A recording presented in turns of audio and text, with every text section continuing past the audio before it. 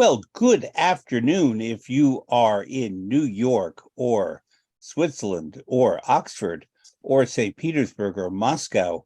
Good evening to our dear ones in Ukraine and people facing challenges everywhere.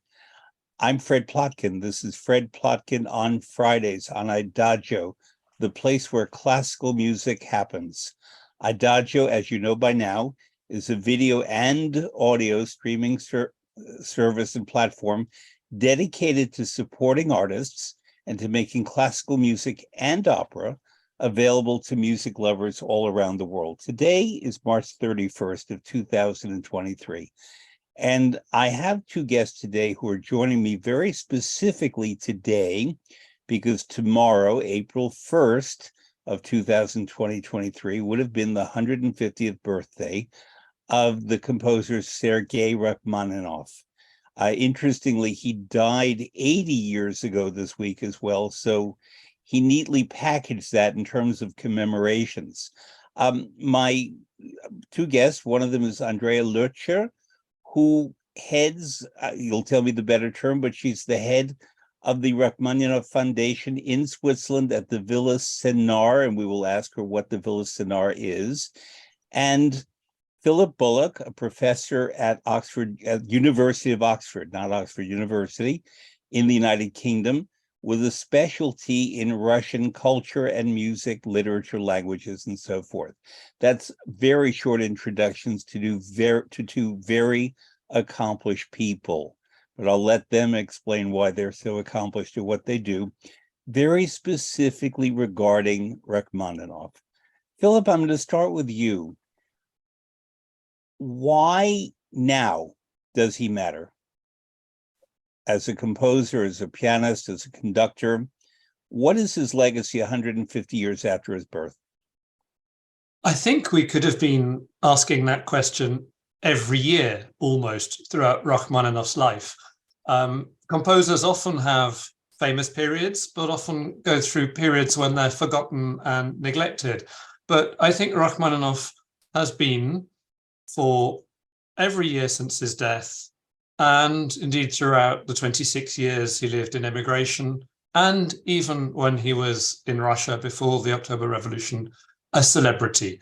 He was known and his music was loved by all kinds of audiences, highbrows and general audiences alike.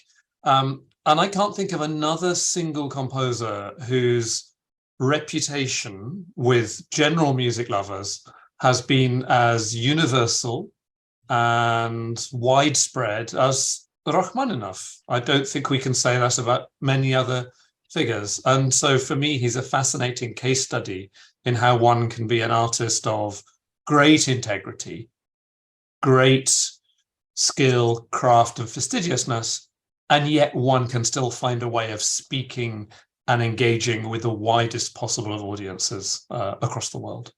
Would you say that applies to Russian composers or all composers? I think that's probably true for all composers, isn't it? Mozart wasn't always the Mozart we now recognize. Beethoven possibly was, Wagner was, I don't know. But certainly of Russian composers, he has been. Well, how about Franz Liszt? Oh, I don't know. I think Franz Liszt might have his detractors as well as his fans. I think he was certainly a celebrity and a famous person. But I would suggest that for me, Rachmaninoff is a very special case study in someone who has been universally loved and admired around large parts of the world for a very, very long time. Now, there's a different question of his critical and academic reputation, which we might want to come to. But I'm really here talking about music lovers, about people who just are moved by listening to great music. And I think amongst that audience, Rachmaninoff is an outstandingly important figure. I think it's important to, again, look at his dates. 1873, he was born. 1943, he died. He was born in Russia at a time when Russia was an empire. It later underwent a revolution, as we know, at least one. He died during World War II. He died in New York. In Los Angeles, but he's buried in New York.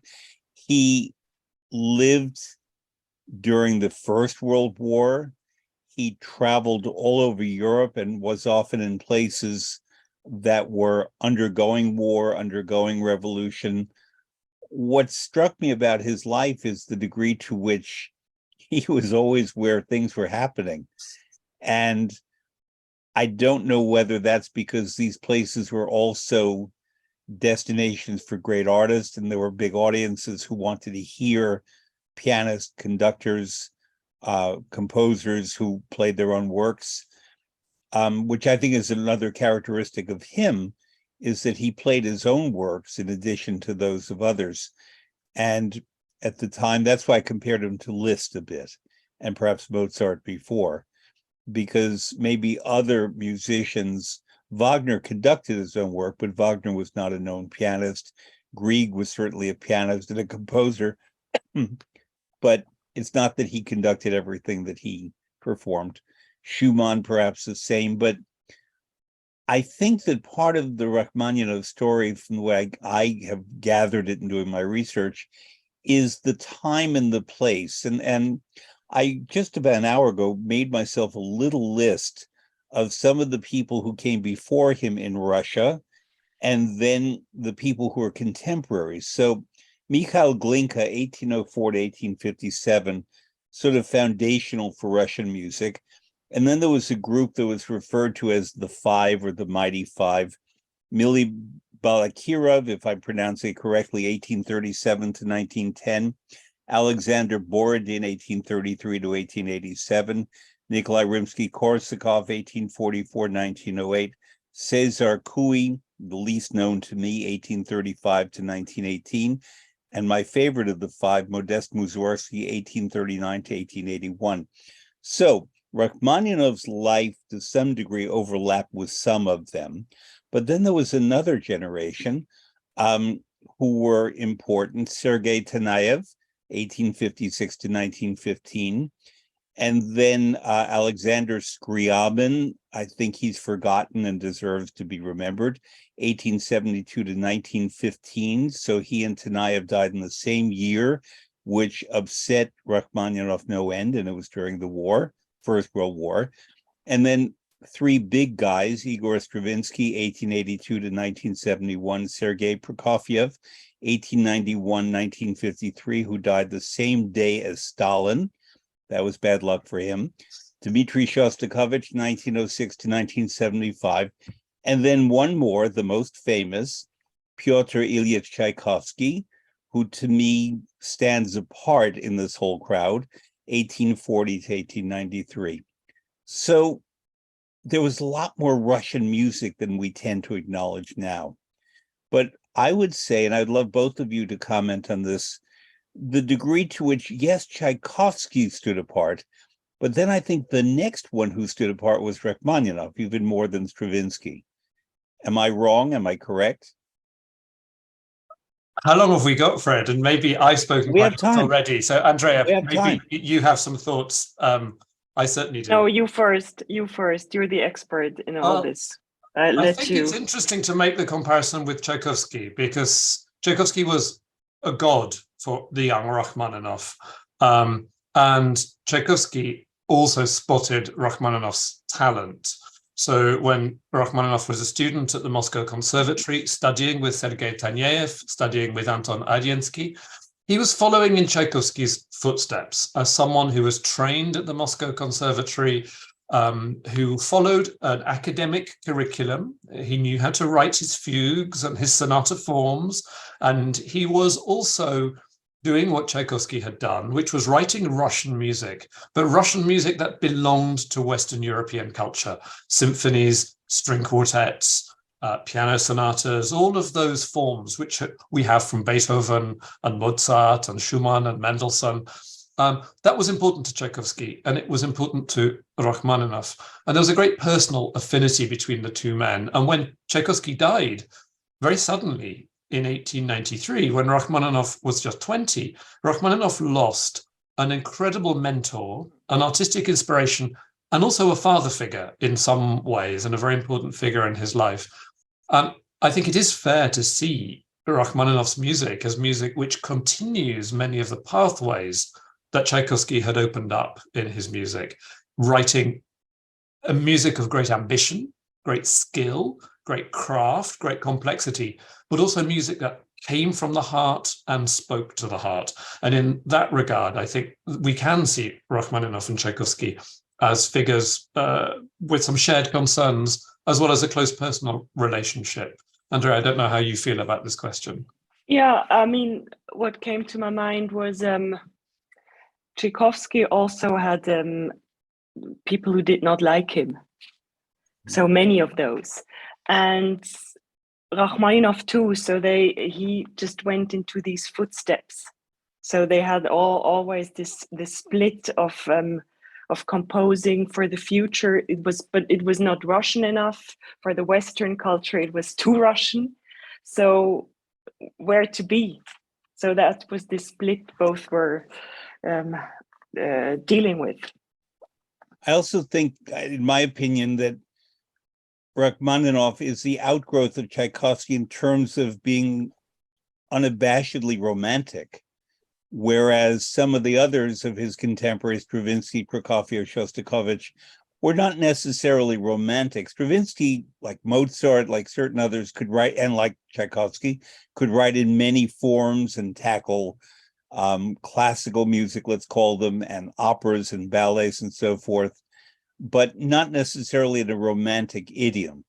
Whereas I think it's fair to say that Rachmaninoff was right out there with his heart on his sleeve in terms of his emotionalism. And but what is romantic? What does it mean in this? It's well, romantic from the 19th century, meaning attuned to nature with a kind of emotionalism that does not necessarily obtain to the 18th century structure of Enlightenment that had happy endings rather than great tragic endings, that had... Yeah, but one has to listen carefully and more careful to his music. And also, like this, was he the last romantic? There's an interview that was published after Rachmaninoff's death, actually, in which the person who took the interview describes him as the last romantic. And quite a lot of the interviews that Rachmaninoff gave in America after his emigration suggest that Rachmaninoff disliked modernism. He disliked experimentalism. He thought it was dry, arid, lacking in human warmth. But I would argue the picture is a little bit more complicated than that, because he also knew that romanticism belonged to the 19th century. Fred, earlier you mentioned Liszt, and Rachmaninoff in many ways follows Liszt as a virtuoso pianist who performed his own music. But I think Rachmaninoff also knew that he was living in a changing world, a world of turmoil, of revolution, not just political revolution, but artistic innovation. And whilst he could be quite skeptical about Debussy, about Ravel, about some of Stravinsky's music, certainly he seems to have disliked Schoenberg and the whole avant-garde school that emerged in his music. I think if we listen, as Andrea says, more carefully, we will find that Rachmaninoff is a little bit more modern than we sometimes think. So let me give an example, and it might be this will open up an example, a discussion of where he lived, actually, for the last decade or so of his life in Switzerland. He knew Gershwin's music. He knew Rhapsody in Blue and the Piano Concerto. He attended the concerts in New York where those works were premiered. He knew the Paul Whiteman Band. He knew his interwar jazz music. He knew, I think, the Ravel Piano Concerto, in which Ravel had experimented with jazz-like intonations. He adored Francis Poulenc's music. He wasn't hostile to Les Six and some of the neoclassicism. So it depends what we mean by romanticism, as Andrea has said, but also what we mean by modernism. And I think there were lots of modernisms in the 1920s and 1930s that we can hear in Rachmaninoff's music. And I'm fascinated by the fact, let's take the Rhapsody on a Theme of Paganini. It's got this very, very famous, lush, romantic 18th variation, often performed on its own, often in figure skating rituals, often in films. I actually take that piece to be slightly ironic, slightly tongue-in-cheek. He said jokingly to a friend that he'd written it for his agent because he knew it would sell. And Rachmaninoff had expensive habits and an expensive lifestyle. But listen to all of the other movements. They are ironic, neoclassical, satirical, acerbic, witty. This is someone who is, I think, able to put his heart on his sleeve, but also to take a step back and to ironize and think. Think about the Third Symphony, a work which is so little performed. He doesn't have a slow movement. He's always had a slow movement in his first and second symphonies. And in the Third Symphony, it's in 3 movements. And the middle movement is a combination of a scherzo and the traditional slow movement. He's wanting to downplay the emotion, downplay the excessive romanticism. So I think in some works of Rachmaninoff, yes, it's heart on sleeve. The second piano concerto, very, very famously. The slow movement of the Second Symphony, who could not be moved by listening to that? But in other works, there is something more astringent, more diabolical, perhaps, more experimental. And the last work I'd like to mention in this context is The Isle of the Dead, which he writes in Dresden, not in Russia at all, inspired by a painting by Arnold Böcklin, that sort of symbolist painter of the more modern school, and a work that I find has lots in common with Richard Strauss, with Max Reger, with early Albanberg. So some of those voices that we get in German music of the early 20th century. So it's very complicated, and there are works which our audience will know, which are heart on sleeve, full-bodied romanticism. But there are works, I think, which are edgier, darker, more difficult, more experimental. Andrea, I don't know whether you would agree. You know his music so well. You also know where he lived in Switzerland and the house he built and what kind of house he chose for himself. Well, I do want to get into that as its own chapter in this, but Andrea, because I actually want to go to Dresden now, but Andrea, if you want to comment on what Philip said, because when we talk about the house, that will get its own very special discussion here. I fully agree with Philip in all what he says.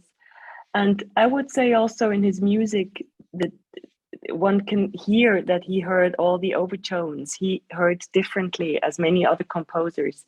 And this makes it so special also. It's just a different way of listening, how to discover also this modernism in his music. I have a friend, a dear friend in Dresden, a musicologist named Christoph Munk, who is a German, who is very conversant in all the musical activities and the musical history in Dresden. And when I visited there once, we spoke of Wagner, we spoke of lots of people who've been there, Richard Strauss a lot. But he said to me, you do know about Rachmaninoff in Dresden, and I really did not.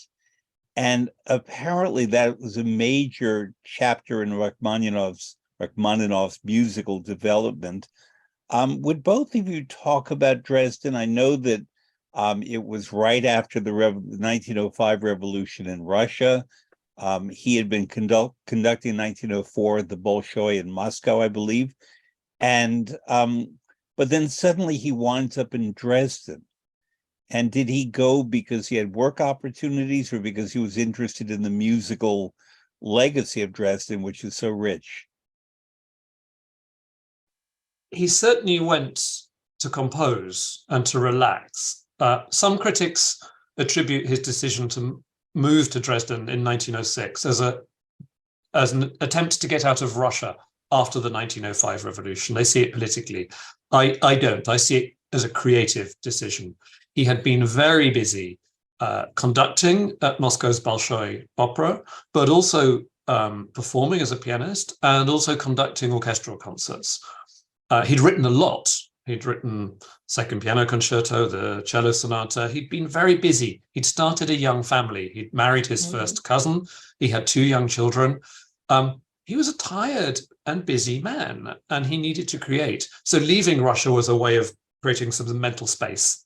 But of course, it was also going to a culture with wonderful orchestras. Dresden, but also Leipzig and Berlin, all close by. An incredible musical legacy. He went to listen to the music of Wagner. He went to listen to Richard Strauss. He wasn't always positive about Strauss, but he always learned a lot from listening to his music and particularly his orchestra. So I think it was primarily a creative decision to sacrifice a little bit of money, but to gain some creative freedom and to move on his artistic development by listening to the latest music that he could in Europe, which was Reger and Strauss and still Wagner. For listeners who may not know, Richard Strauss was from Bavaria. He sometimes, because of Rosenkavalier and Ariadne auf Naxos, is associated with Vienna, but 9 of his 15 operas had their premieres in Dresden, and one of them being Elektra, which was a very, to me, fantastic but also controversial opera. His very Viennese Rachmaninoff would not agree with you. Who would not agree? No, he wouldn't say that it's a fantastic opera. What did Rachmaninoff think about Strauss's Elektra? I think Elektra he just really disliked. Am I wrong, Philip? And Salome, he preferred like Heldenleben and yeah. So, it was orchestral tone poems of the 80s and the 90s that he loved. He was bowled over by the orchestration of Elektra and Salome, but also thought it overdone and often quite ugly. And certainly the topics of the opera were really very far away from his own moral sense. Talk about his moral sense then. I mean, I happen to be a huge lover of the opera Elektra. It's one of my very favorites for all kinds of reasons, dramatic, musicological, and so forth. And when I'm asked where I would like to have been for certain premieres of operas, usually the first one I say is that one in Dresden, more than Don Giovanni in Prague or Nabucco at La Scala. That would be the one that I would like to have gone to first. So what were his moral values, if we can speak that way? And I mean, I can understand why he would have been fascinated by the orchestration of Strauss, and I'm sure he was influenced by the orchestration of Rimsky-Korsakov, who was a great orchestrator. But talk about the man and his morals, if we can use such a term, both of you. I feel very bad for having launched that word into the conversation because I think I don't quite mean something like that about it. And I think if we look at Rachmaninoff's operas, we will find a very complex moral world.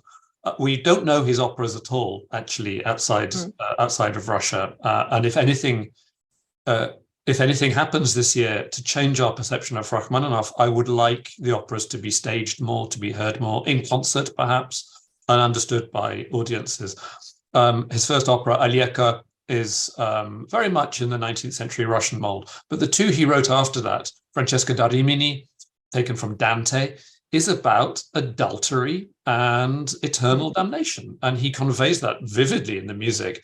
And then even more interestingly, The Miserly Knight, based on a tale of Pushkin, is an extraordinary exploration of greed and human corruption.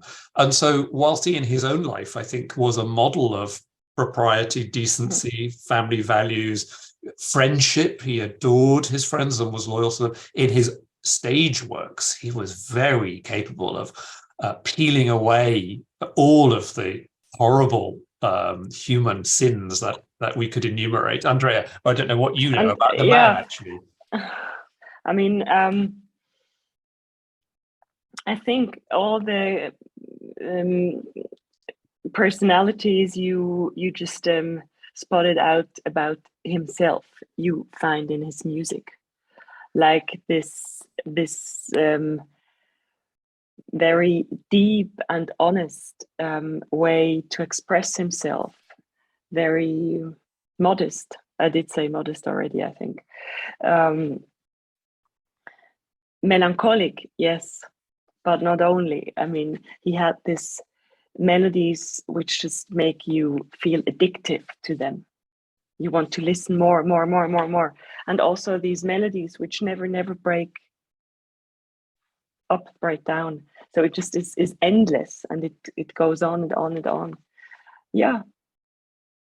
And he was convinced about what he is doing. And then he was a perfectionist, how he was writing, how he was orchestrating, how he was writing all the middle voices, which are mostly the most important voices in his music. When you say middle voices, what do you mean? Like he put a lot like the major theme into the viola section. Okay. Or gives like more value to a second flute or to instruments who have like this middle role. Andrea, do I recall that you play the flute, that you are a No, professional? no. What do you play? Yes, I'm a flute player. No, I'm a flute player. Yes. Yes, it was ironic. No, I'm a flute player, and I'm just very happy that all these melodies, also in the flutes, but are in the symphonies. Mm-hmm. But I think that opens up the idea of him as an extraordinary, hardworking craftsman. We often think of creative artists as wild figures, Lisztian maniacs driven by inspiration, or Beethoven sitting at the piano and playing until it fell apart. Actually, it's a lot of hard work, isn't it? Drafting your score, orchestrating it, seeing it to production, and in Rachmaninoff's case, his utter professionalism is what makes him actually the heir to Tchaikovsky. And we see that in so many areas of his life. When he married his first cousin, Natalia Satina, he and his wife were given a family estate to live on and run. And he bought the first tractor in the local province. He invested in new agriculture techniques, in fertilizer, in seeds. He took his responsibilities as a landowner very seriously.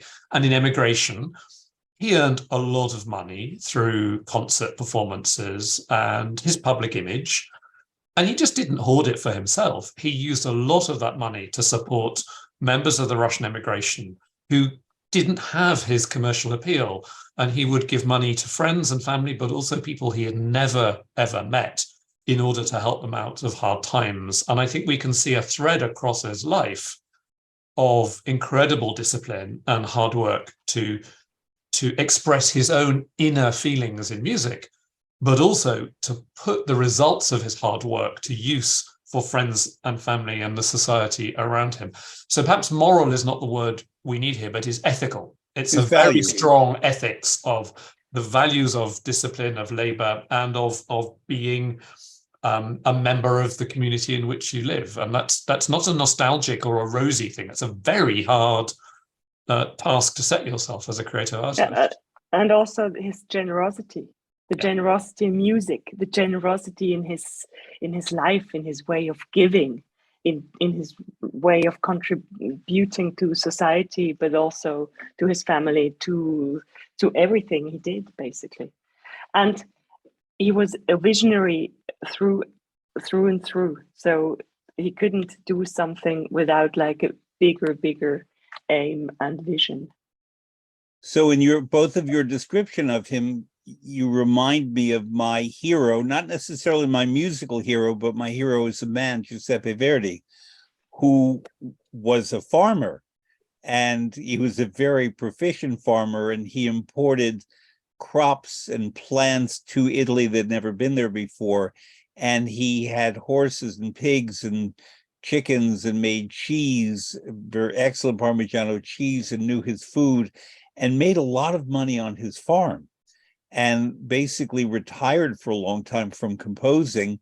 He would go back and rework operas like Macbeth and Simone Boccanegra, but basically he was a working farmer for a decade and built hospitals and places for the poor. He later built a home for, what is Rachmaninoff doing there? I can't quite see it. He's gardening in a quite He's nice gardening. Okay. So he's gardening at Senal, and you see how fancy he was dressed. So yeah, nothing less than this for gardening. Sure. So I want to get to Villa Sonara in a few moments, but I want to go back to the operas. Philip mentioned the three. I know two of them. Alieco, I had a wonderful musician father who was very open in his taste, but he had a particular love, I would say, for the music from about 1900 to 1940, whether it was Debussy, Ravel, Gershwin, Berg, Rachmaninoff, Stravinsky, all of them. And so I grew up on a recording of Alieco that had come from the Soviet Union, and I knew nothing of what it was about, but I knew the music very well because my father loved it. And the second, because of my specialization in Italian culture, was Francesca da Rimini, because there's also the Tchaikovsky, I don't know what it's an overture, what it's called actually, but his interpretation of it, and specifically the opera by Riccardo Zandonai. And when I worked at the Metropolitan Opera, we did a production of that in the 1980s with Placido Domingo and Renato Scotto. So we did a deep immersion into Dante and into the story of Francesca da Rimini. But the third one, The Miserly Knight, I know not a thing about it. Could you tell me about it? In some ways, it's not a surprise you don't know about it. It's cast for male voices only, so it's a rather dark sound world, male characters. And it concerns human corruption and a knight who is so miserly that he won't give his spendthrift son any money, and who is undone by his own sinfulness. There's an extraordinary aria in the middle of the opera, which he hymns to his wealth and his money. It's one of the most terrifying. It's much more terrifying than Iago, I find, actually, as a character, as a depiction of human evil. One of the reasons it is often not performed is there is a stereotypical Jewish moneylender character, and some people have found that problematic, not just these days, but actually for a long time. And so there is a question about staging it. There are many ways one can handle that, as many problematic works of art from the past contain characters that we now these days find difficult. My thought about this has been, unpleasant as that character is on stage, the unpleasantness of the knight himself as the person who hoards and hoards and hoards is so much more terrifying a picture of human nature. But it's a very stark opera. It doesn't contain great lyrical tunes. It's got an almost Wagnerian orchestration. The orchestra is telling the story for you. You hear the human sinfulness, you hear the glittering of the gold. If people don't know it, I highly recommend searching it out as a recording. But just be prepared to come away feeling really quite morally compromised by the world in which you have just spent an hour. But it's a very modern piece in some ways, precisely because it does without so many of the conventions of 19th century opera and moves us into a very new world. Has it been done anywhere in recent times? It was done last summer at the Bard Music Festival in upstate New York, where you were scholar in residence. I was scholar in residence, and 1 year before the anniversary, Bard wisely celebrated Rachmaninoff and his world. And we had many conversations about the opera that they would perform as part of it. And we settled on The Miserly Knight, all of us feeling it was the greatest of the operas, and that its problematic subject matter in so many ways felt very timely to address. And I think we all came away from it with a renewed sense of admiration at Rachmaninoff's artistry. And it was a concert performance, but in a very intelligent semi-staging, which really made sense of the opera's lack of action. And I think that may be why the operas haven't always been staged, is they are often perceived as being quite flat. That's a problem if you've grown up on 19th century opera. But the 20th century is the opera of psychodrama, is the century, isn't it, of Pélias and Mélisande, of Bartók's Bluebeard's Castle, of Schönberg's Wartung. The 20th century welcomed psychological monodrama and sort of Freudian studies of human character. So I think we should see The Miserly Knight as precisely one of those operas of modernity. Did Leon Botstein conduct? He did. He conducted absolutely. It was mesmerizing, his conducting of the opera. Talk a bit. I've not discussed Leon Botstein on my show, and I'd love to have him sometime, but he's busy thinking all the time and conducting and studying. Talk about this phenomenon that is Leon Botstein. Well, he's the president of Bard College and oversees so much of that institution's work in terms of a liberal arts education, of a kind of civic education for students, and of believing passionately that the humanities and the arts are not a peripheral thing in our lives, but they are the core of who we are as citizens and as human beings. And that vocation runs throughout all the courses in the undergraduate program. But the summer festival, devoted yearly to a major artist, allows you to go into great depths about the life and work of an artist. And he oversees, along with the creative team there, a wonderful program of concerts and lectures, of talks, of panel discussions and events. And the real privilege there is to work with a roster of artists, Leon Botstein, of course, but also the people he has around him, who will learn new repertoire and learn unfamiliar repertoire, who won't say, well, the only piece of Adiensky I play is the second trio and you're not having anything else. They will say yes to Mettner, to Adiensky, to so many works, so that we hear works that Rachmaninoff would have been familiar with. And it's very much the vision of Leon Botstein and his team to advocate more generally for the importance of creativity in the arts in our national life and in our and also to illuminate these major figures. We think we know a figure like Rachmaninoff. I'm sure your listeners and viewers think they know Rachmaninoff, and I know they do. But there are so many unfamiliar works that a festival like that can bring to the fore. The artists perform with great visionary skill, and audiences go away saying, yeah, I'll look out for a performance of the Miserly Knight again. I wouldn't have done before, and now I'm convinced. Was it recorded? I have no idea whether it was recorded. I should ask that question myself. Yeah, let's find out. Andrea, Rachmaninoff traveled over much of Europe. I know that he was in Rome composing the bells, and I want to talk about the bells with both of you later because it's my favorite piece. But Switzerland, where you are now, was a very important place in his life for a very long time. You are at the Villa Seynar. Sergei, and was her name pronounced Natalia or Natalia, his wife, and then R for Rachmaninoff, Senar. Would you talk about the place, the institution, and your role in it? Yes, with pleasure. In 1931, Rachmaninoff arrived in his Lincoln from Paris in Sénart. So this was his sports car. He was absolutely mad about cars. Mm-hmm. So he came there and he built a house. And not just a house, it's a house in the Stil des Neuen Bauens, Bauhaus stil. It's a architectural style which is very, very visionary and very new. This is a painting. Mm-hmm. And he basically was looking for like a second home. That's what people say and people write and what they've figured out. And it's a place, when you arrive there, you feel the magic. You have goosebumps everywhere. It is a magic place, and he selected it not by sheer luck.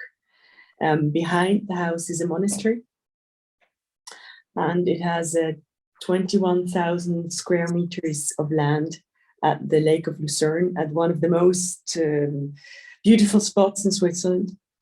And he had like this feeling of wide nature, and he felt like, yeah, maybe like in Ivanovka or like home. Philip, you agree that this is like a myth a little bit also, and he needed to have a place to relax from his concerts in the USA? Very much so. Fred, a while ago, you talked about Rachmaninoff always being at the center of events, the center of the whirlwind, and that was often true. Mm-hmm. But I think as he headed into his seventh decade in the 1930s, as he acquired grandchildren, as he got a little tireder, he was always energetic and creative, right to the last. He felt the need for some tranquility, some space, away from relatives, away from friends sometimes, with his close family, where he could create. And as well as being a place of quietness and relaxation, it also became the place where I think creativity really returned to him, because he left Russia in 1917. And for about 10 years, he wrote nothing. He was concertizing a lot. he was making a lot of money out of this. He was beginning to record. He was crossing the Atlantic. He was taking every concert engagement he could get. He then wrote the Fourth Piano Concerto. It didn't go down terribly well. He wrote the 3 Russian folk song arrangements, which are wonderful, but again, I think connoisseurs love them, but they're not real popular pieces with audiences. But when he moved to Switzerland and Senna, we get this extraordinary creative renewal of the Corelli variations are the first indication of that. The Paganini Rhapsody is the absolute outpouring of creativity again. The Third Symphony, and eventually the Symphonic Dances. And to me, all of those pieces are linked with the beauty of Lake Luzern, the beauty of the house he created, but also the space he found in himself to listen again to his vocation as a composer. So I've never been, I'm afraid. I was hoping to come when I was writing my book on Rachmaninoff, but then the pandemic happened. So I've only ever traveled in my imagination. So I'm really looking forward to the opportunity to get there and work out whether my myth of my myth of Senna corresponds to the reality that Andrea has so beautifully evoked there. So Ivanovka was his place in Russia. That was the family estate he acquired when he married his wife. Yeah. Okay. Andrea, I understand. I was there a number of years ago, but I know that it's been restored. It's being restored now. Am I correct? Yeah, and it will open its doors tomorrow for his birthday. Tomorrow, April 1st, So, the 150th exactly. birthday. So what do you have planned in the next days and then in the future regarding events at the villa? Is it a place where performances will be? Is it where scholars come? Tomorrow is his big birthday party, and the house just opens its doors because the last the color is dry now since about 2 days, and the piano actually is a grand piano he got from Steinway and Sons for his 60th birthday is at his Villa Senna, and it's in a really terrific shape, and you can hear there the sound ethics he used in order to compose, and it's a really special piano. It's a D Steinway, but it has like some specialties. And as this birthday is really big, and so many people helped a lot in order to make this villa come back to life again.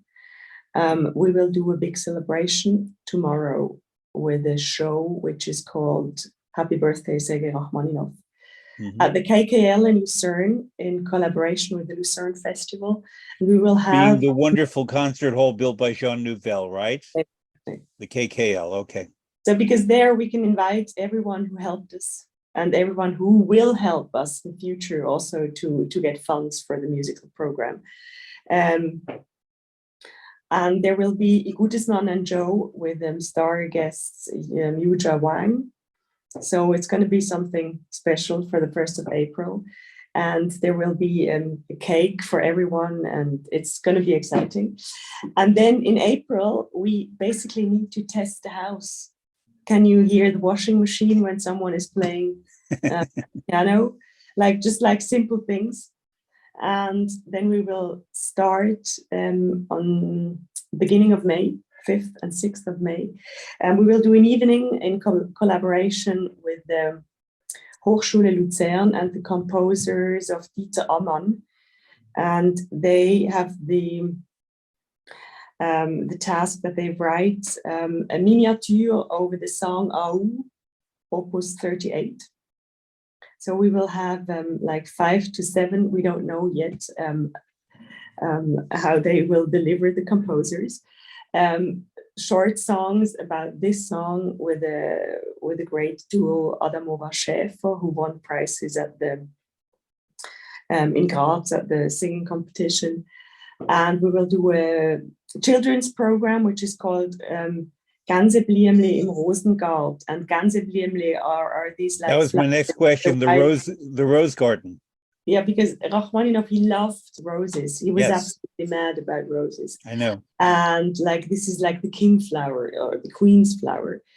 And the Gansebliemle is the little flower, like the yellow with the white. Yeah, you know which one? Marigold, daffodil, It's probably close to chamomile. chamomile. Okay, yeah. So, and it's about friendship and about music, and it's a Yeah. program for children.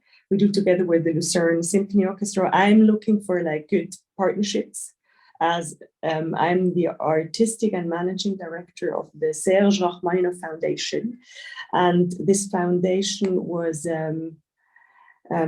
formed in 2000 by his grandson Alexander Rachmaninoff. So and now we have this great possibility, as the house was closed the last 10 years. Now it reopens the doors, and it was never open for the public. So we have this big name, this huge composer, Hollywood star, pianist and person. And now he is coming back for his 150th birthday. So we will welcome him with also with movies, with a big podcast. We did Philip is also in this podcast. We did with them Decca Classic and WFNT Radio Station Chicago and John Talansky. But these are like 20 series about different works, basically. One series, are you in several series, Philip? I'm not sure what I'm in, because I gave a very long interview with John Talansky, so I will wait to see where I appear. It's going to be very exciting. I listened to all the 20 podcasts, and we're very thrilled that this will be out tomorrow too. And are they accessible on Rachmaninoff.ch? How would they be found? Exactly. Okay. Rachmaninoff.ch. And we will have a big exhibition together with the Museum of Transportation about Rachmaninoff, as he loved cars and boats. And we will show how he built the house. And actually, for this reason, we were also in the US to search for artifacts which show us how he could make it to build such a house between two wars in a recession, where it was tough to get money, and how he could do this. So we will also show programs. We are trying to get the originals of the Corelli variations from the Library of Congress, Washington. And also we will distribute scores by Riccardo Chailly that we show this lives on, this goes on. And so we will try to do senarades in the park. So not serenades, senarades. Senarades. It's a play on words for Villa Senar. Yeah. Exactly. Yeah. And Asmik Grigorian and Lucas Genusas will come for a private event. And Lucas Genusas, actually, he will record the first piano sonata in its original version, which was never played, as Mr. Igumnov told Sergei, well, listen, this is too complicated, too long, too many repetitions. Please shorten this piece. So we will record this with Lucas Genusas in the original version, and also make a concert with him on the 30th of March. Yes. So Daniel Trifonov will give a masterclass in August.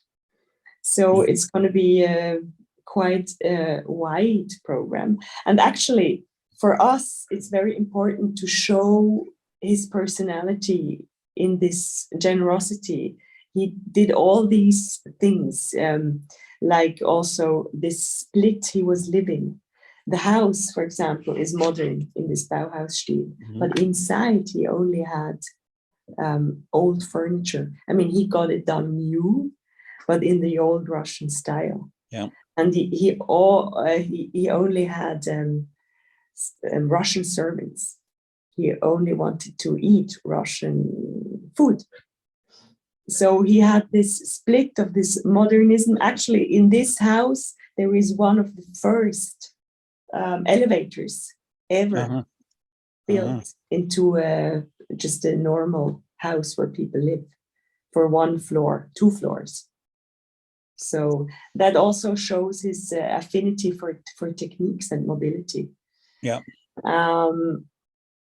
Yeah. So, I mean, I could probably go on. Oh, yes, we will have the Swiss Youth Choir who will come and sing parts of the Vesper. And we will combine it also with Franck Martin, Swiss composer. And he was a contemporary of Serge Rachmaninoff.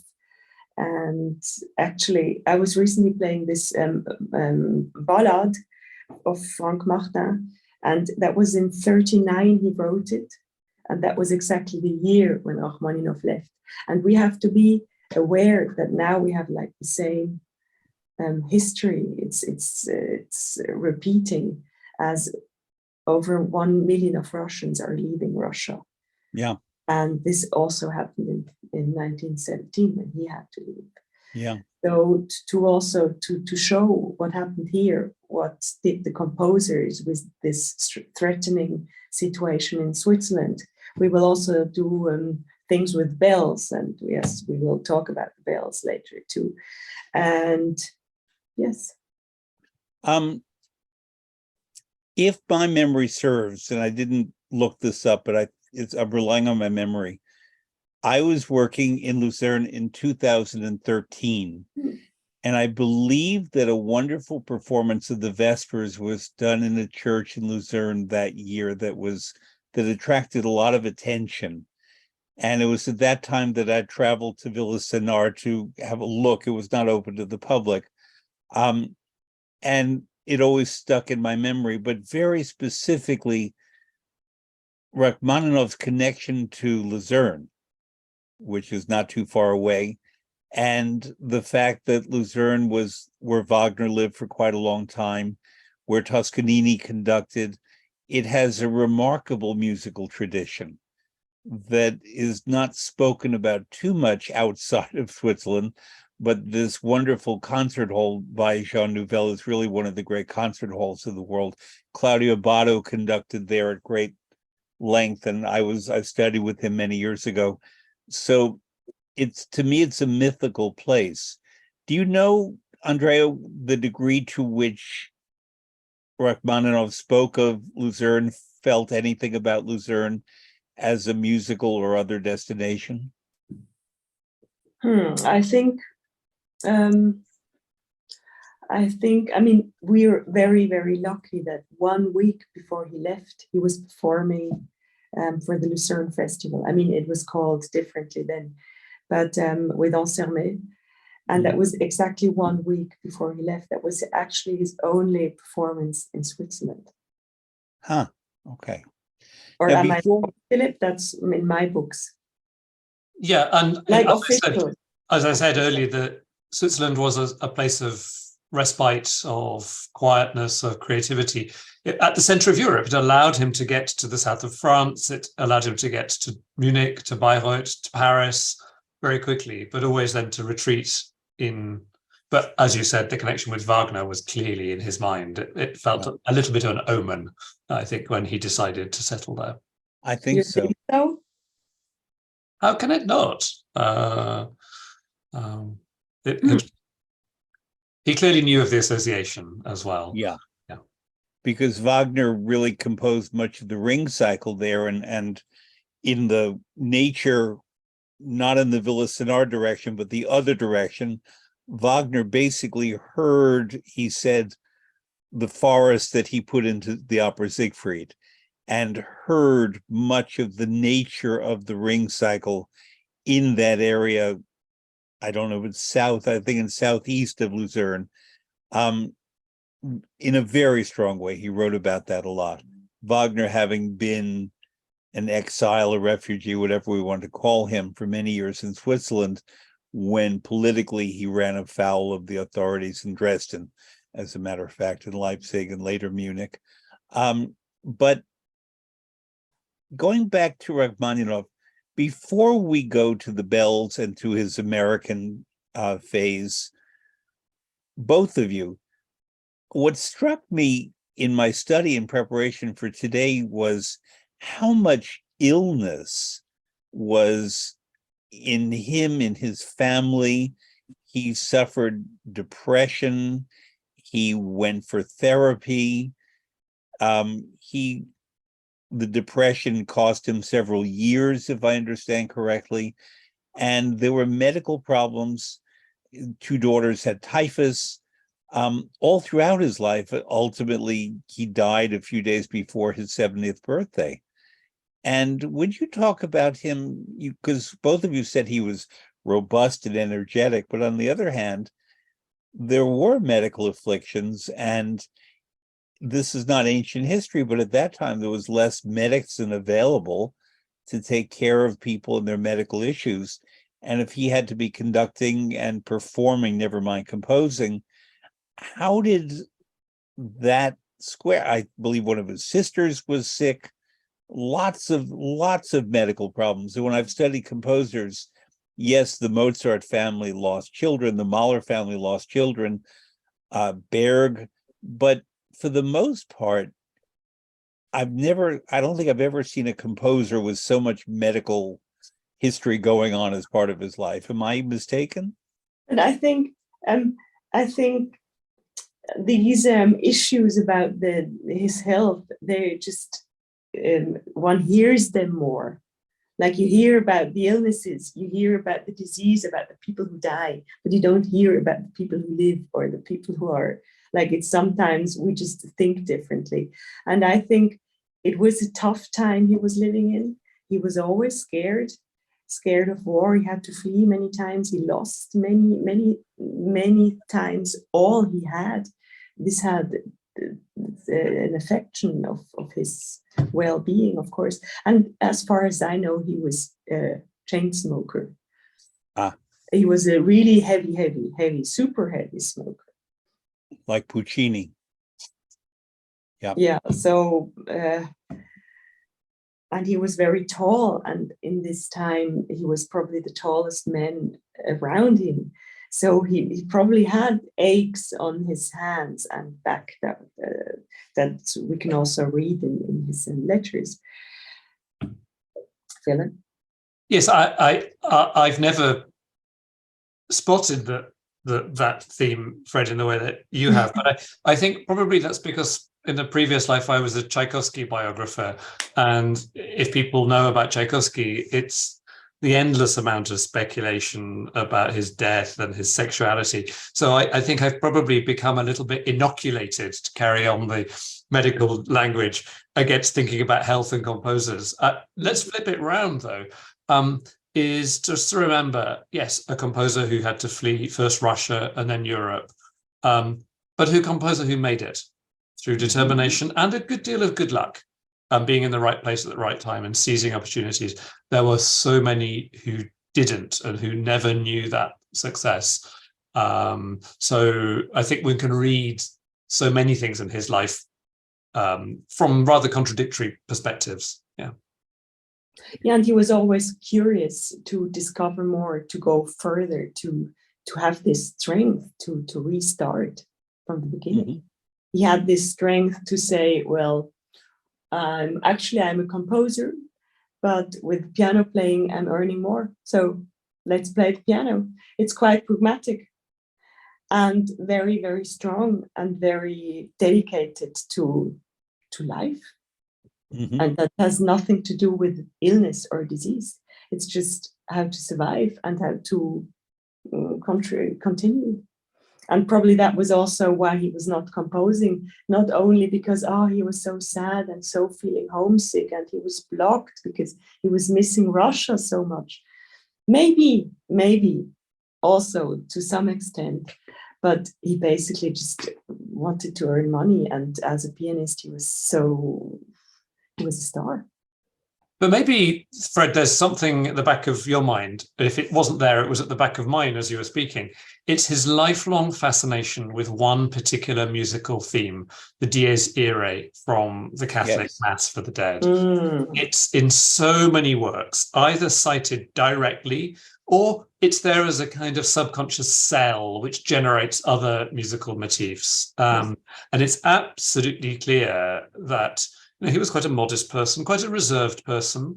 Reading his letters, he can be funny, amusing, but you don't get profound insights into the depths of his soul, because I think he kept that guarded. But in his music, one hears something of that struggle between life and death. Very often, though, it's life that prevails.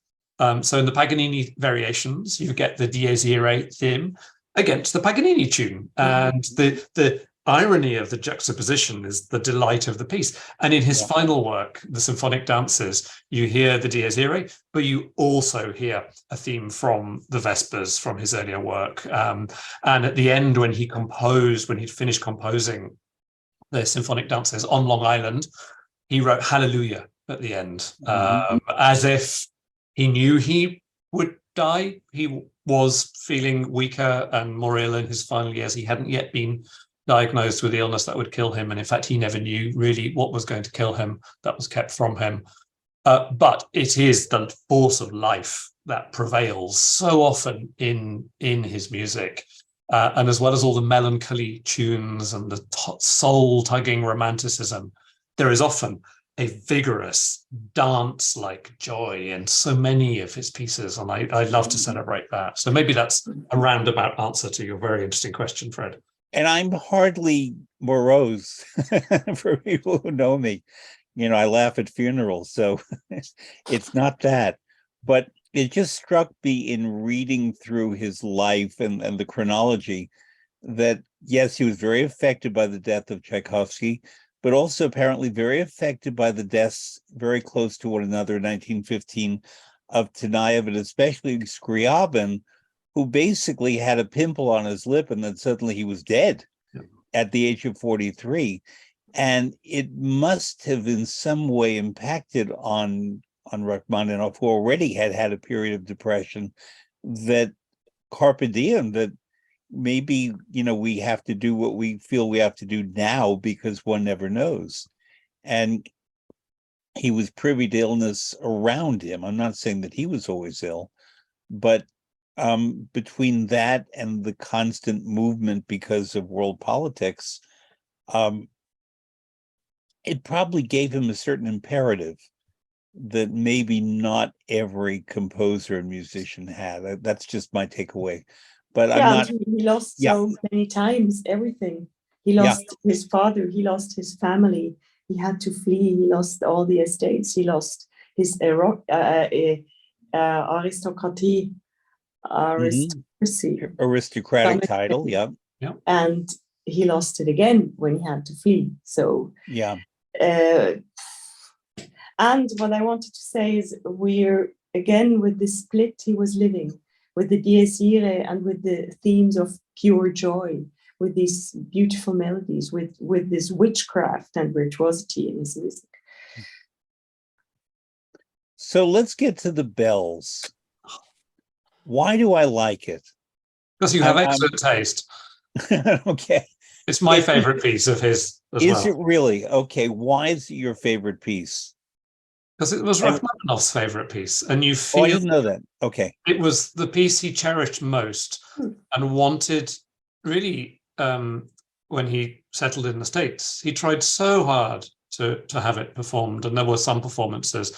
He even worked, he wanted to get Vladimir Nabokov, the great Russian writer who then made himself into a great American writer. He wanted Nabokov to produce a singing translation. Nabokov refused because it's based on poems by Edgar Allan Poe, which were translated into Russian by Konstantin Balmont. And Nabokov thought that Poe's poetry was pretty dreadful, and he thought that Konstantin Balmont's translations were even more dreadful. So what was the point of trying to translate all the... So Nabokov was very withering about the words, but that's Nabokov for you. It's a very profound work. It has the sound of bells in it, and Rachmaninoff always remembered the sound of Russian bells, church bells. And if any people know Russian Orthodox churches, this extraordinary sound of the ringing, not just of one bell or of a peal of bells, but of simultaneous deep resonant bells, of clanging little bells at the top, the chaos and jumble of sounds which accompanies a Russian church service was a very important memory for him, and he carried it through his life. And so the work contains themes of death, the passing of life, the sounds of bells which accompany us throughout our lives.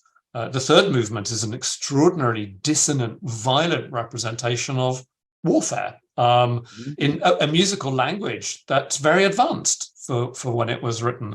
And it has everything, doesn't it? It has words, it has orchestra, it has a chorus, it has soloists. What's not to love? Those great pieces like Schoenberg's Guru Lieder are wonderful evocations of early 20th century late Romanticism. I suppose the final reason I love it is it has a quiet end. A lot of Rachmaninoff's music ends heroically, joyously, the symphonic dances, the piano concertos, and so forth. But my favorite pieces are where he ends quietly. So the enigmatic end of the Corelli variations, the throwaway laugh, or is it a grimace at the end of the Paganini variations? When Rachmaninoff surprises us without being bombastic and heroic, but by being quiet and playful. And I find the ending of the bells, even thinking about it makes me want to cry. I find it so overwhelming emotionally. And I don't know why. It's a piece that I find endlessly affecting and moving. Andrea, how do you feel about the bells? I feel about the bells that this is like the climax of his work, of his life, of his personality. It's visionary. It has everything in there. It's think big. So that's why also I can put together a program like this, because Ettore Volontieri, who was running the foundation before me, he once told me, Andrea, you just can relax, just think how Rachmaninoff was thinking. He was always thinking big. Nothing can happen. So this is like the bells. It's everything is there. Yeah. I read that Rachmaninoff was influenced by his grandmother, not to go back to the illness theme, but someone died, I think his father, and the grandmother took him away to a church called Santa Sofia in Novgorod, I don't know the pronunciation. And this is where Rachmaninoff, as a boy, heard the bells of Saint Sophia. And apparently that marked him for being sensitive and attuned to what bells can express and can do. Am I correct in that? Yeah, and the bells are like the Dies Irae theme. Yeah. You can hear bells everywhere in his music. Yeah. Also in the piano concertos, you can just hear the bells. Mm-hmm. Yes, and it's rooted in his life, hearing them in Novgorod. It's there in Russian music, in Mussorgsky's Boris Godunov, the coronation scene. Every Russian composer knew that scene, and Rachmaninoff is echoing it. In the second suite for two pianos, the first suite for two pianos, the finale is this incredible tolling of bells. The pianos feel as if they're about to fall to pieces by the end of it. It's a sort of proto-minimalist work, long before we'd heard of Steve Reich and John Adams. You hear bells so often in so many pieces.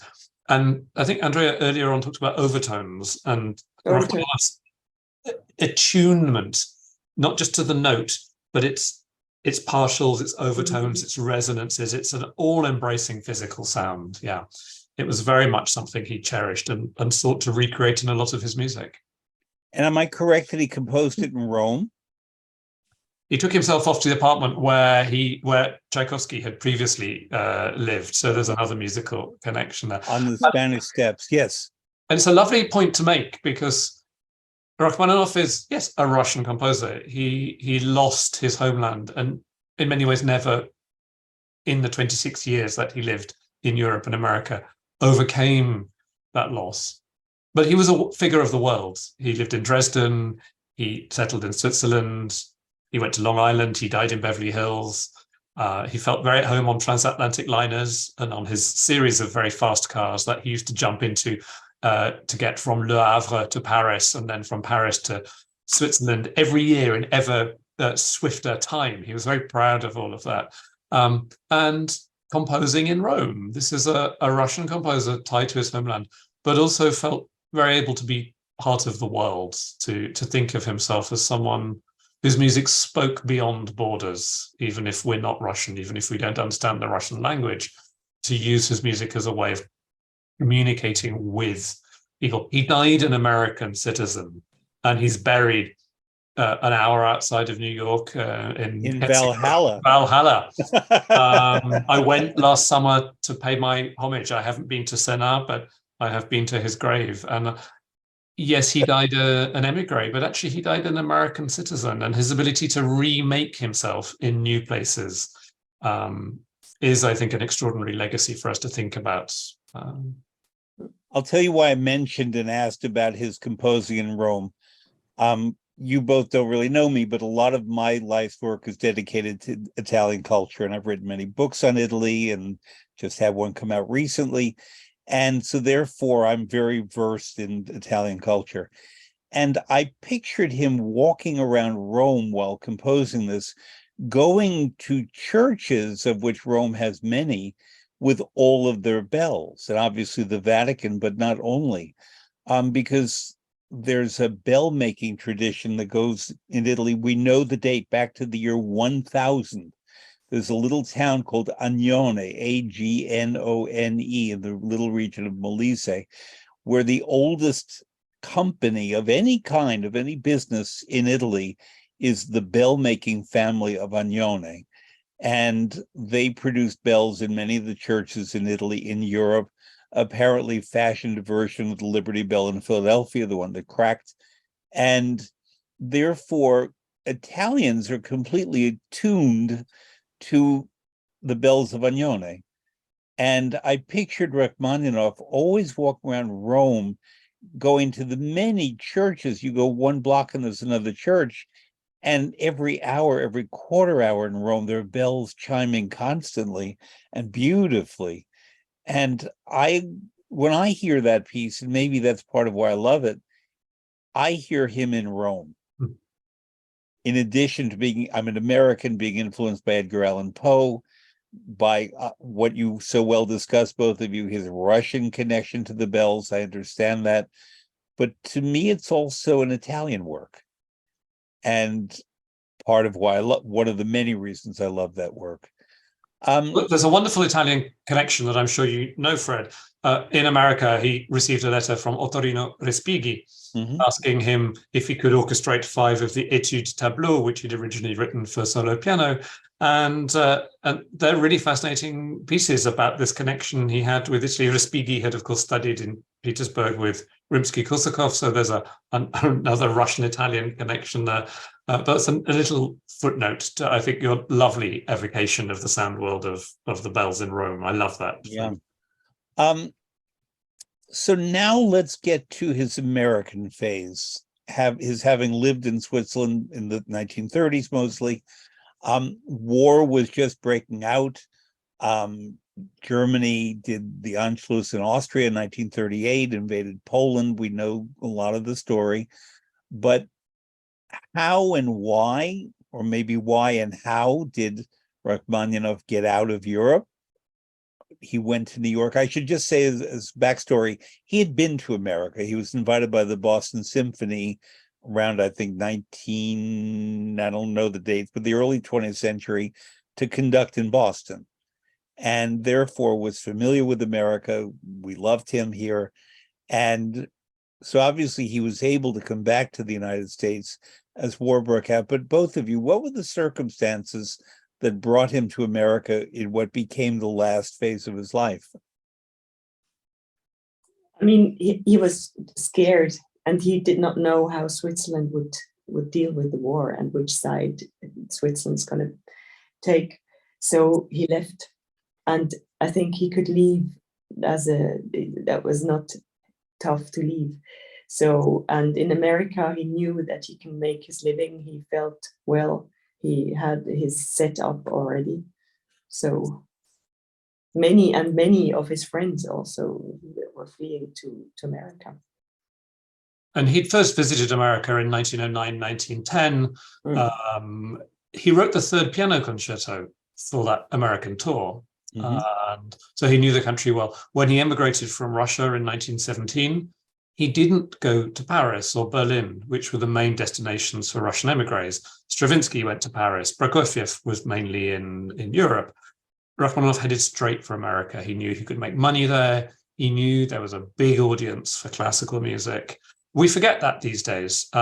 Classical music was everywhere over mid-century American culture, wasn't it? Time magazine, Good Housekeeping magazine, the Etude for piano. It took classical music seriously. Toscanini was a great idol. And so that was rather different from Europe. And he knew that would work for him. So when 1939 comes and the war breaks out, he has a very extensive network. He spent lots of time conducting and playing. He knew exactly he could make his living there. And like many Europeans, especially those who'd already fled one war in 1914, 1918, they knew that America would be a safe home if you could get there. Of course, many people never had that choice. And even those who had the choice were never able to make that journey. As Andrea says, he had no impediments. He was wealthy, well-connected. There was no reason for him not to leave. Did he speak English?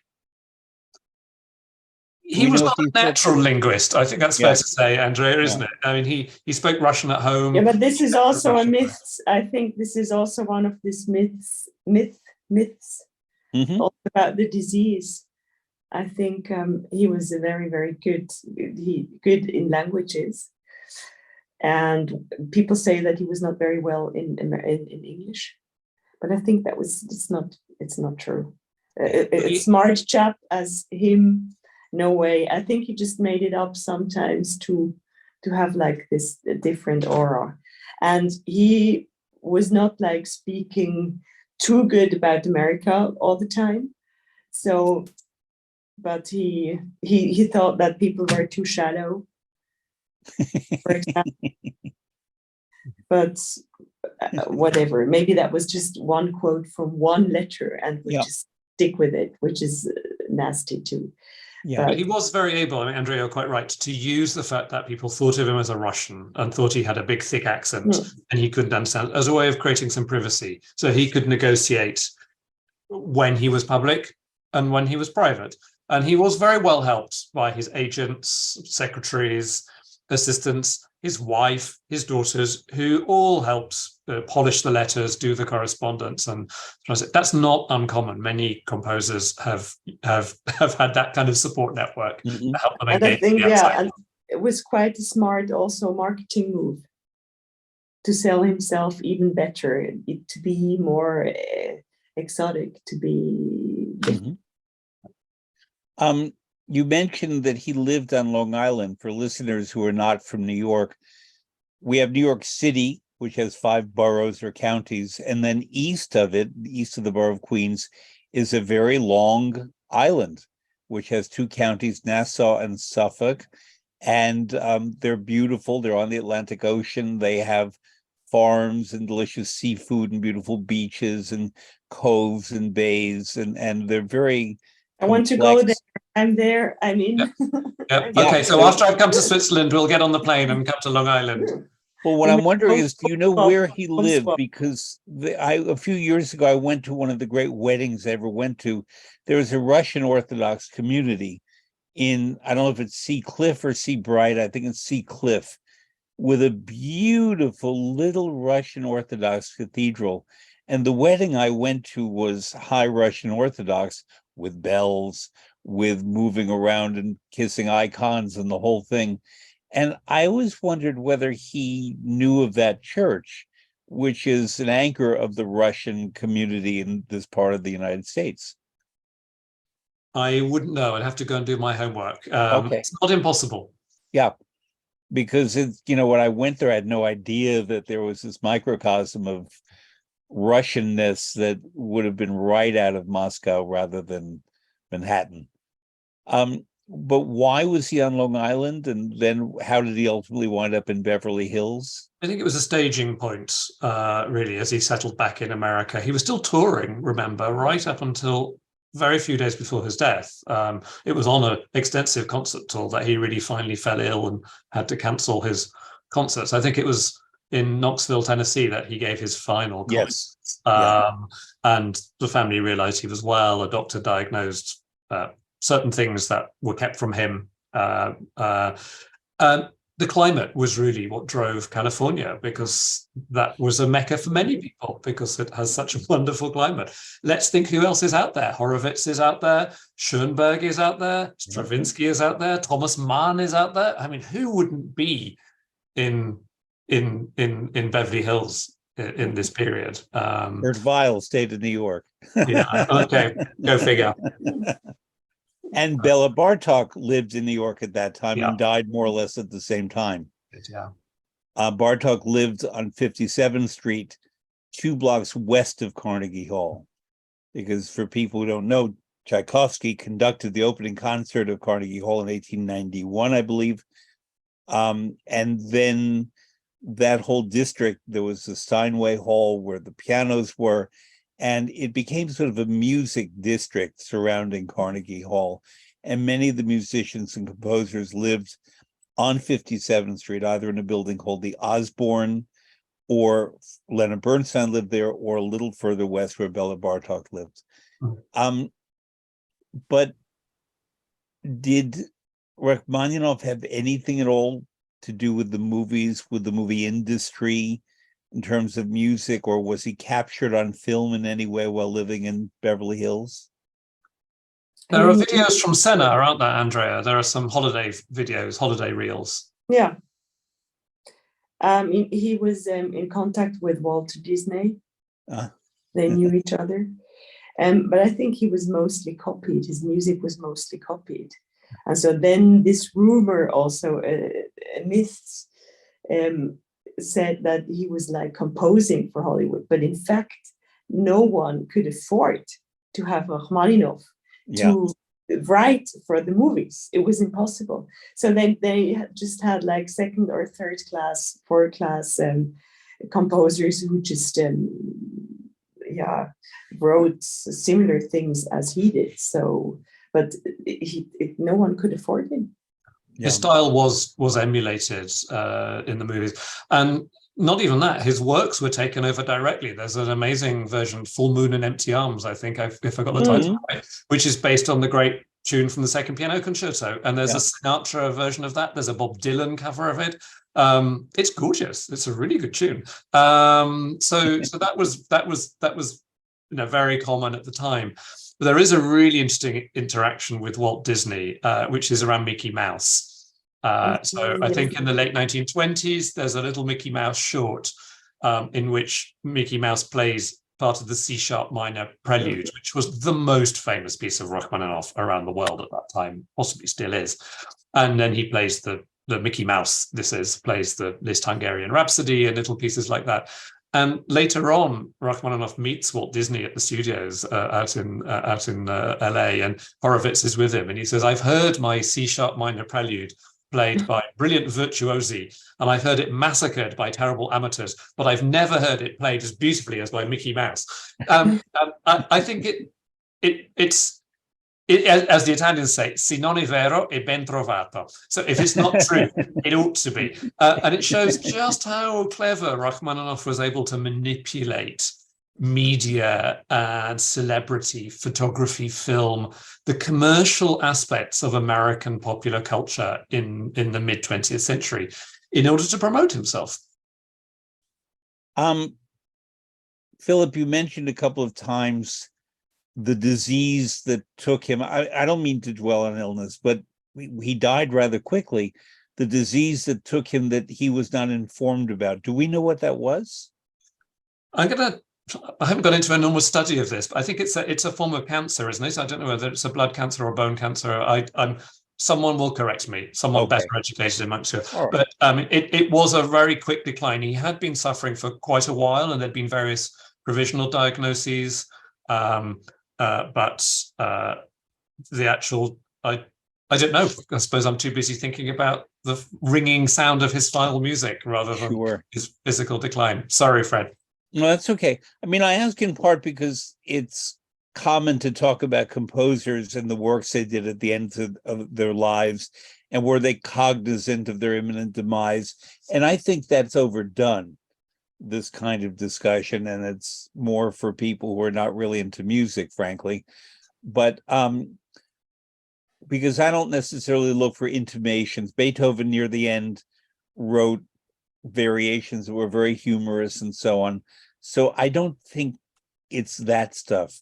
But I always try to imagine what the composer was thinking about when he or she was near the end. To me, frankly, with Rachmaninoff, it would not have been his imminent demise as much as war in the world. His having lived through the First World War, his having left Russia when it became the Soviet Union during the revolution, his having seen, as we all have established here, a lot of the horrors that visited upon the world in the first half of the 20th century, that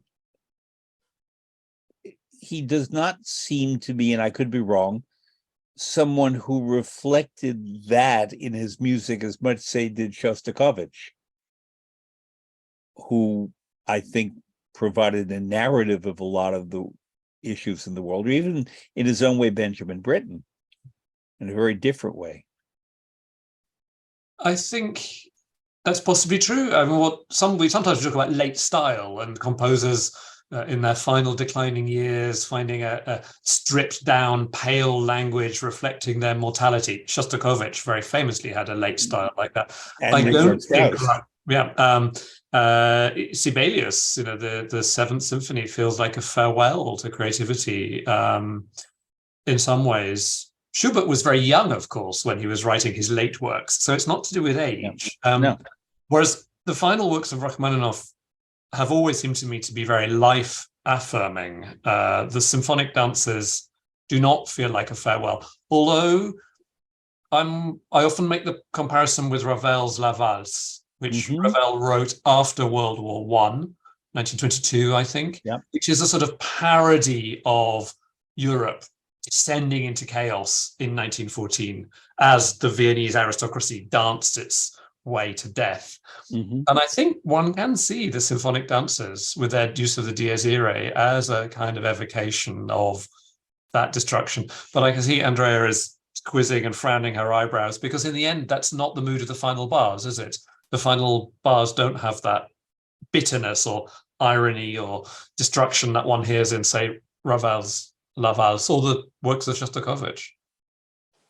Andrea? I think he simply, he simply developed also as a person, and he got easier. He got just more like had this a different lifestyle also.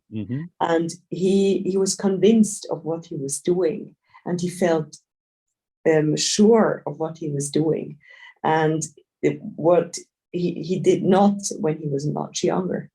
So he felt good about himself. He felt, in German we have this word loco. He was more relaxed. He was more, I think it's more like this kind of a development than just like this very, I don't know. But I think there are some indications that he was looking ahead to the world in which he would no longer be there. His very, very final work is almost always ignored. And it's a beautiful piano version of a lullaby by Tchaikovsky, a song by Tchaikovsky, which he had in his piano repertoire for a while, and that he sort of puts down and polishes. I can't remember what year, 41, 42, something like that.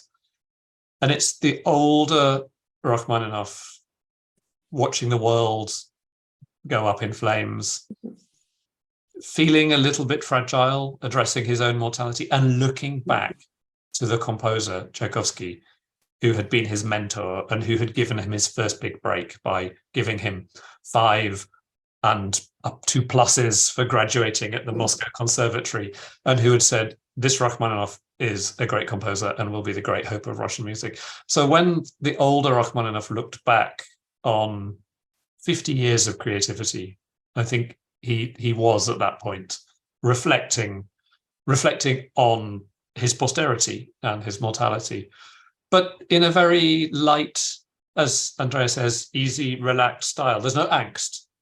Mhm. There's no Weltschmerz. Let's get all those German words Mahler. out because the Germans do them so well. There's a lightness and a delicacy and an ease about that beautiful piano miniature, which is a bit jazzy, a little bit improvisatory. I need to hear Chick Corea or Art Tatum or Bill Evans play that. That would, that's the world we're in. Yeah. Andrea, anything else? No, I fully agree, and I'm just like I'm inspired by what Philip is saying. I realize as I conclude our conversation that we barely discussed the piano concertos, and that's okay. That's okay. Because everyone knows the piano concertos and loves the piano concertos as they should be. And Yuzhou Wang recently did a marathon at Carnegie Hall with the Philadelphia Orchestra and Yannick Nézet-Séguin of playing basically all the greatest hits in one very long marathon concert, including, I understand, an audience member got sick and they had to stop the program and it started again. And I was not there, but it was one of those events that if people were there, they will talk about forever.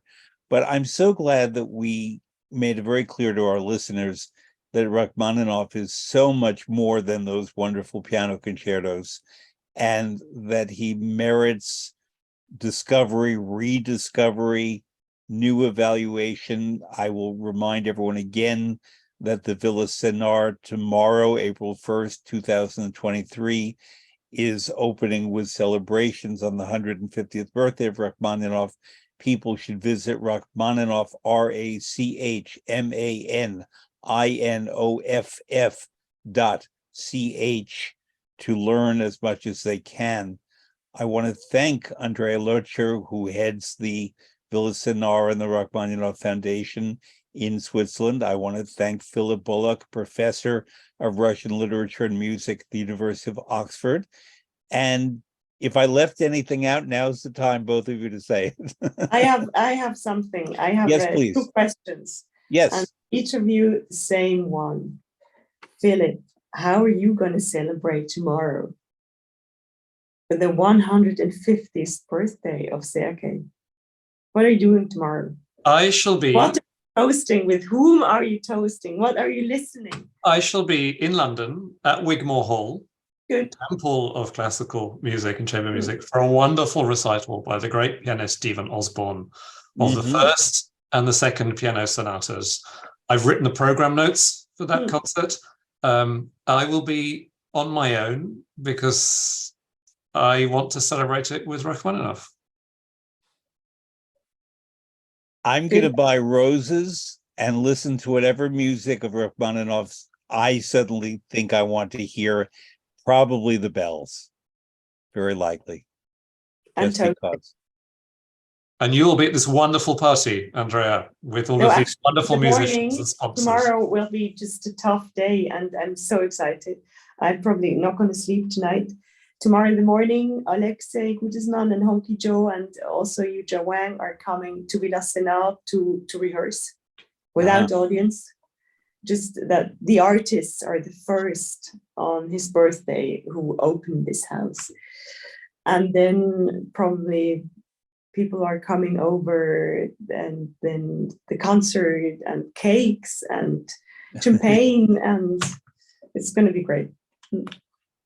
Excellent. Thank you both so much.